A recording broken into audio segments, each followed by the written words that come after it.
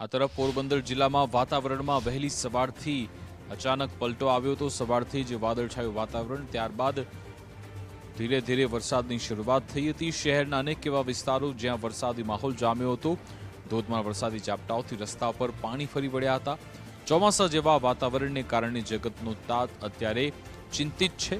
કમોસમી વરસાદને કારણે ખેડૂતોના પાકને નુકસાનની ભીતિ સેવવામાં આવી રહી છે। પોરબંદર જિલ્લામાં ગઈકાલ બપોરથી જ વાતાવરણમાં પલટો જોવા મળી રહ્યો છે।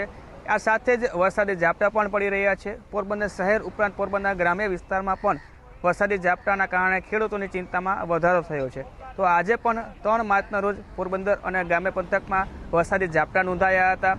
પોરબંદર શહેરની વાત કરીએ તો પોરબંદર શહેરના બપોરના સમયે પણ વરસાદી ઝાપટા જોવા મળી રહ્યા છે। હાલ આપણે પોરબંદરના દરિયા કિનારે ઊભા છે। હાલ તો પોરબંદરનો જે દરિયો છે તે હાલ શાંત જોવા મળી રહ્યો છે।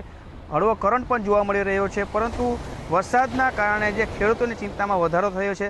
બરડા પંથકના ગામડાઓની વાત કરીએ તો પોરબંદરના બરડા પંથકના ગામડાઓમાં છે વરસાદી ઝાપટાના કારણે મગ, તલ, અડદ સહિતના જે ઉનાળુ પાકનું વાવેતર છે તેને નુકસાનીની ભીતિ સેવાઈ રહી છે। હાલ બપોરના સમયે પણ કેટલાક ગામડામાં વરસાદના કારણે ખેડૂતોની ચિંતામાં વધારો થયો છે। હજુ પણ જો વરસાદ પડશે તો ખેડૂતોના પાકને નુકસાની થવાની પૂર્ણ શક્યતા જોવા મળી રહી છે। કિશન ચૌહાણ, ગુજરાત ફર્સ્ટ, પોરબંદર।